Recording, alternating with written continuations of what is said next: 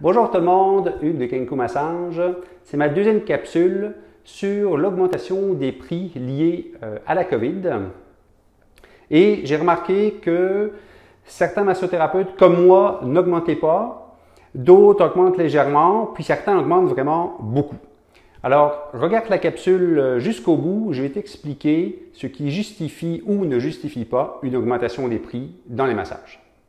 Il y a deux coûts supplémentaires pour les massothérapeutes. Le premier, ce sont les masques. Le deuxième, c'est tout le reste. Pourquoi je regroupe tout le reste ensemble? C'est parce que toutes ces dépenses-là, que ce soit des uniformes, des sarraux, des lunettes de protection, une vitre en plexiglas pour la réception, peu importe, tous ces coûts-là peuvent être amortis sur 6 mois, 9 mois, 1 an et sur l'ensemble des massages sur cette période-là.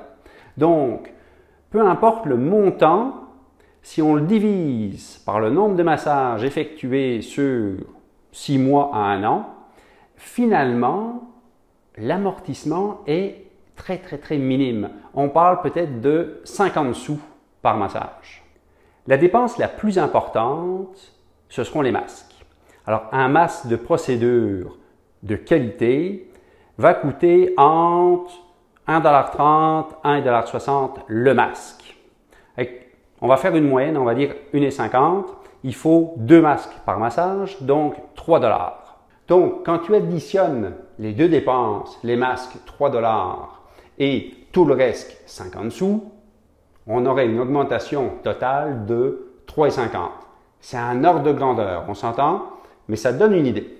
Donc, si ton massothérapeute augmente de 3,50 $, ça veut dire qu'il te refile la facture complète, même si ces dépenses-là sont essentielles à la survie de son entreprise.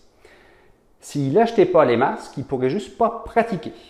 Si ton massothérapeute te charge 1,50 € ou 2 $ de plus, ça veut dire qu'il a partagé finalement sa facture en deux et ça me semble raisonnable. Si ton massothérapeute te charge 4, 5, 6, 7 $ de plus, ça veut dire que non seulement il te charge la facture complète, il te charge toutes ses dépenses, mais en plus, il te charge un extra.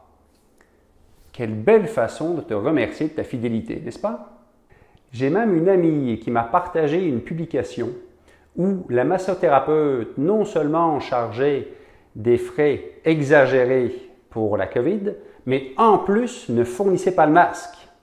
Conclusion, lorsque vous allez réserver votre prochain massage, informez-vous, est-ce qu'il y a une augmentation des prix?